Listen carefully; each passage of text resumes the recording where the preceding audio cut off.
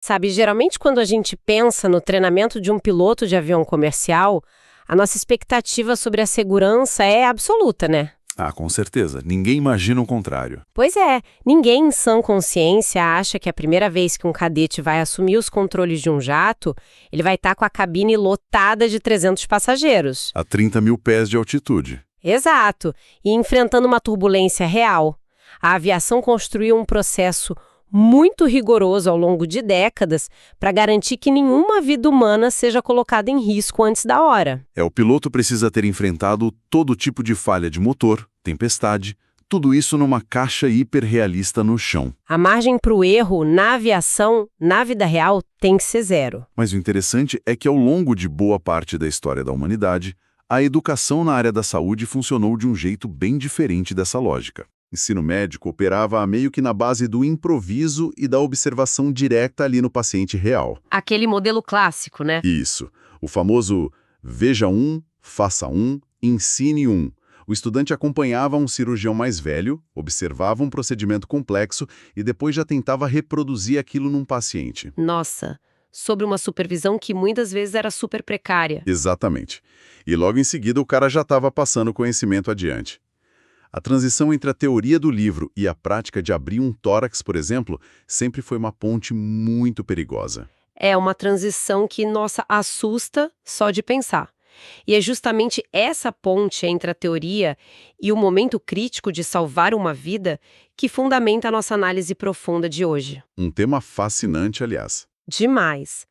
A gente vai desvendar os dados oficiais de um anúncio muito recente que promete mexer drasticamente com o cenário da educação médica no Brasil. A criação do curso de medicina da Faculdade BP. Isso mesmo, a faculdade do Hospital Beneficência Portuguesa. E vale deixar muito claro desde já para quem está nos ouvindo que toda a nossa discussão hoje é baseada estritamente nos documentos e diretrizes oficiais divulgados pela instituição. Sem espaço para achismos aqui. Nenhum.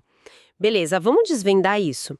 O Ministério da Educação já deu sinal verde. Serão 100 vagas anuais.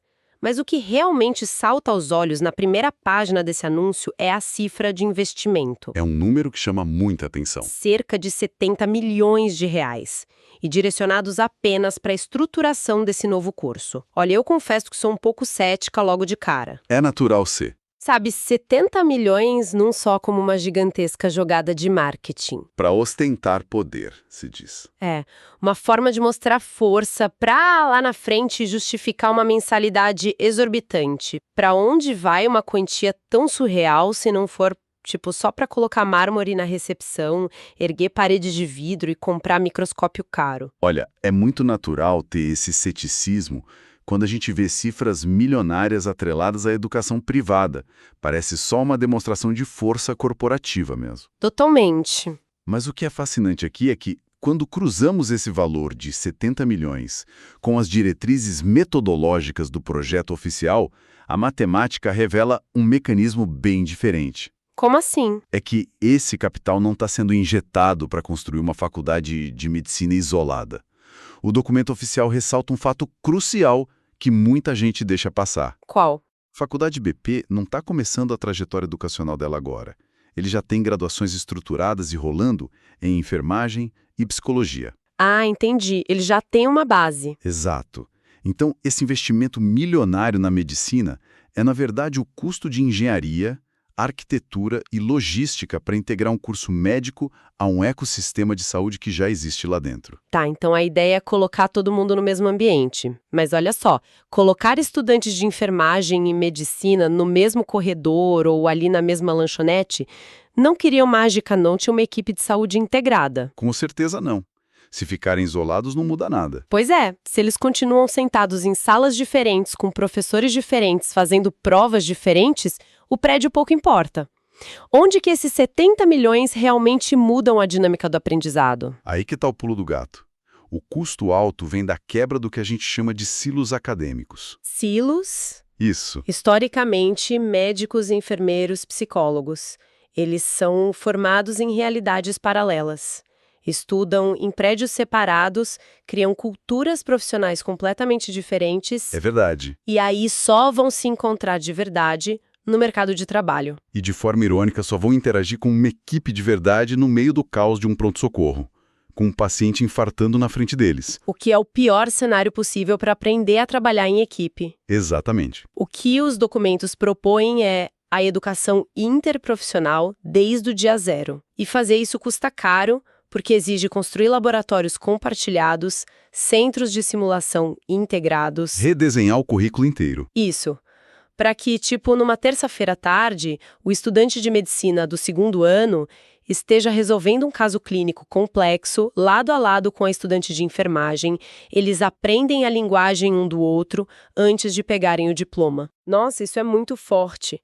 Mas se a infraestrutura tem como objetivo forçar essa colaboração, como isso funciona na prática metodológica? Como assim? Porque a sala de aula médica tradicional, aquela herança do século XIX, onde um professor fala sem parar por 3 horas e os alunos só anotam, claramente não cabe nessa nova arquitetura. Ah, não, de jeito nenhum. O currículo ali não suporta mais isso. E o anúncio oficial bate muito na tecla de ambientes simulados de ponta, né? E no uso intensivo de tecnologia. E aqui eu trago uma preocupação, porque muita gente pensa isso sobre essa modernização extrema. A questão da tecnologia é afastar o aluno do paciente. Exatamente. Focar tanto em ambientes simulados não corre o risco de transformar a faculdade num videogame ultra realista? É um risco que sempre levantam. Existe um medo real, sabe? Do futuro médico passar horas olhando para telas e robôs e acabar perdendo o toque humano, a empatia, passar a tratar o paciente só como um conjunto de dados. Essa preocupação com a perda da humanização é super compreensível. À primeira vista, parece mesmo uma contradição óbvia. Parece, né? Tirar o aluno do contato humano para ensinar a ser mais humano. Se conectarmos isso ao panorama geral, a mecânica por trás da simulação de alta fidelidade atua exatamente no sentido oposto. Jura? Como? Primeiro, a gente precisa entender o que é um manequim de simulação hoje. Não é mais aquele boneco de plástico inerte. Que parece um boneco de loja. Exato. Hoje são robôs que têm pulso, as pupilas dilatam, eles transpiram, eles respondem aos medicamentos que o aluno administra na veia. Caramba! E se o aluno errar a dosagem, a saturação de oxigênio cai e o robô literalmente morre ali na maca. O que cria um nível de estresse muito, mas muito próximo do real.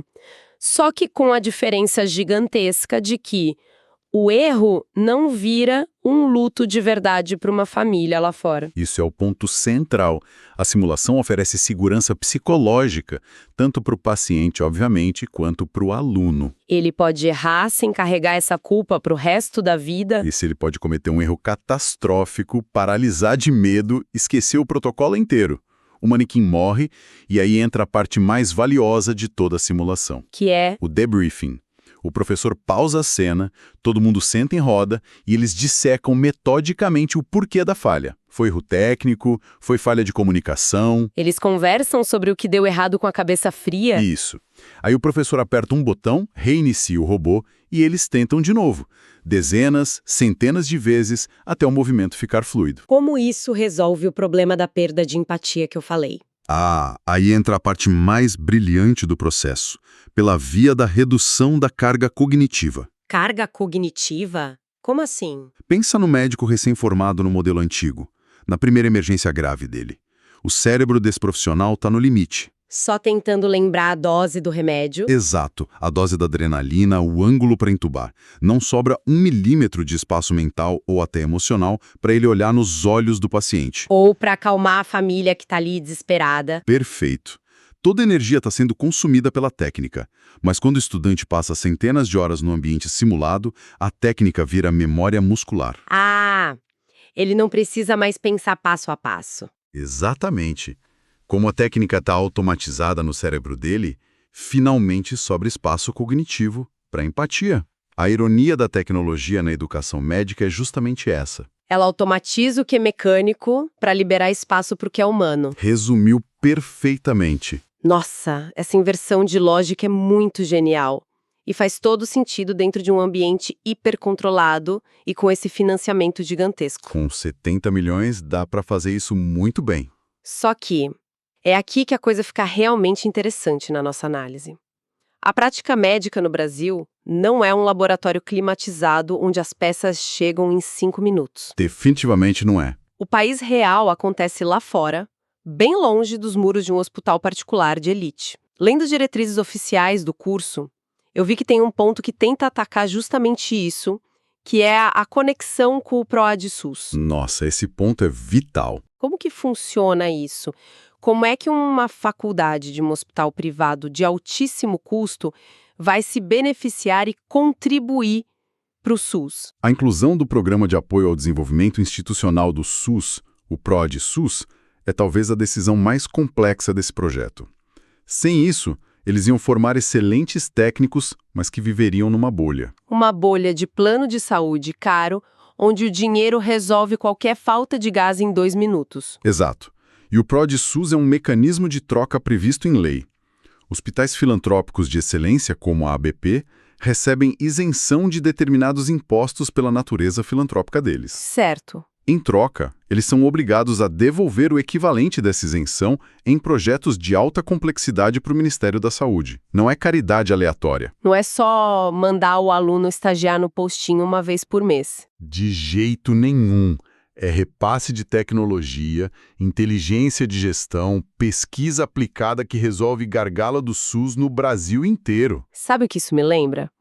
É como acompanhar a inovação numa equipe de Fórmula 1. Opa, adoro essa analogia. Desenvolve aí. É que as montadoras investem bilhões para testar motor híbrido, freio ABS nas pistas, num ambiente super restrito e elitizado, mas em alguns anos, por exigência de mercado e segurança, essa mesma engenharia acaba sendo barateada e vai parar no carro popular que a gente dirige na chuva. Exatamente a mesma dinâmica. O PROAD-SUS força essa ponte.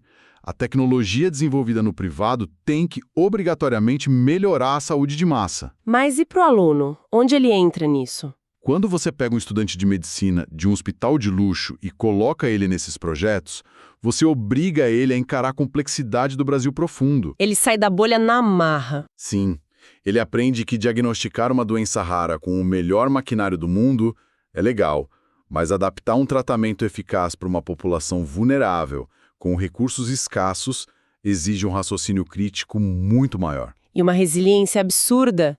Do que adianta a melhor técnica cirúrgica se o paciente não tem saneamento básico em casa para o pós-operatório não infeccionar? Exatamente. A parede de vidro do hospital privado sozinha não ensina isso. Fica claro que é uma engrenagem imensa que estão montando.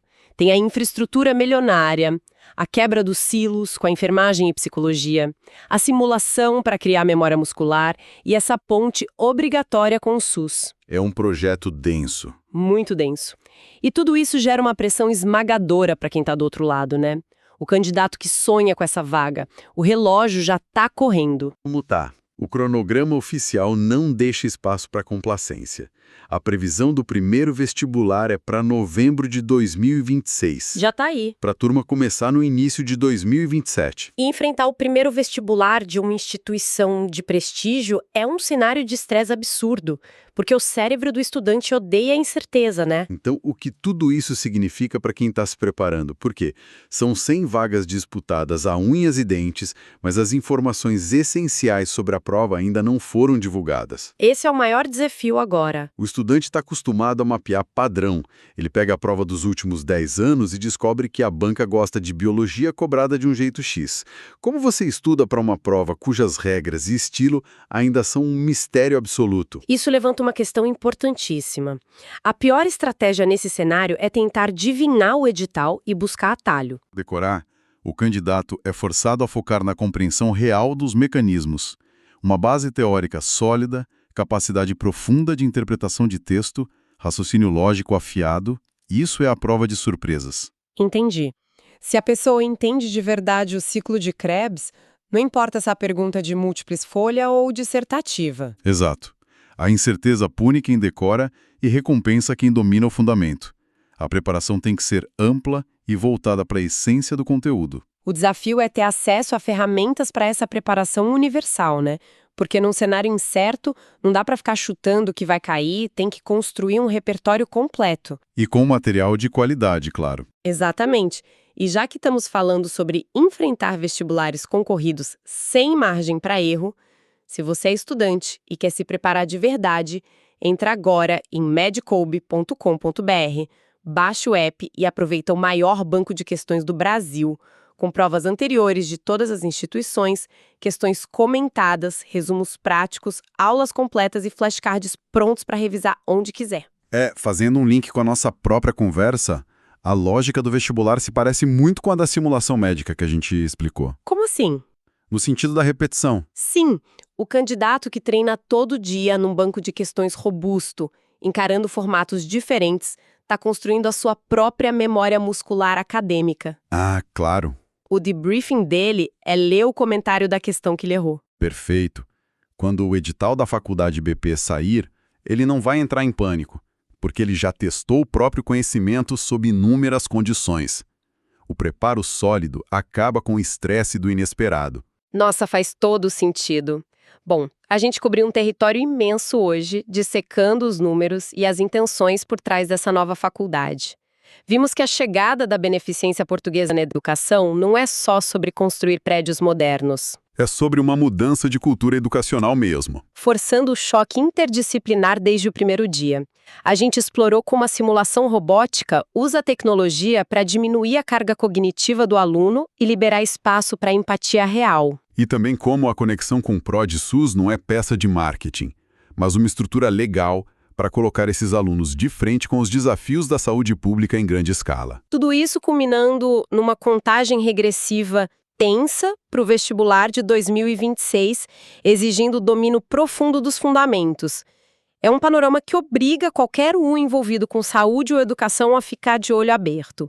E observando isso de perto, tem um pensamento que eu acho que vale a pena a gente deixar para nossa audiência. Qual? Com hospitais privados tradicionais se transformando cada vez mais em complexos universitários gigantes, será que no futuro a linha entre o lugar de tratamento e o lugar de aprendizado vai desaparecer completamente? Nossa, isso é forte. Como isso vai redefinir a experiência do paciente nas próximas décadas?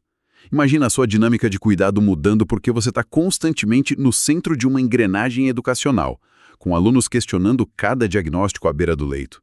Promete elevar a qualidade, mas muda muito a relação de privacidade e expectativa do paciente. Essa reflexão muda totalmente a perspectiva da próxima vez que a gente sentar numa sala de espera, né? Saber que o ambiente está ali o tempo todo, ensinando a questionar os próprios protocolos, traz até uma nova camada de confiança. Sensacional! Bom, muito obrigada a todas que acompanharam essa nossa investigação minuciosa de hoje. Analisar os bastidores da educação de hoje é entender a saúde que a gente vai receber amanhã. Continuem curiosos, mergulhando fundo nas informações e a gente se vê na nossa próxima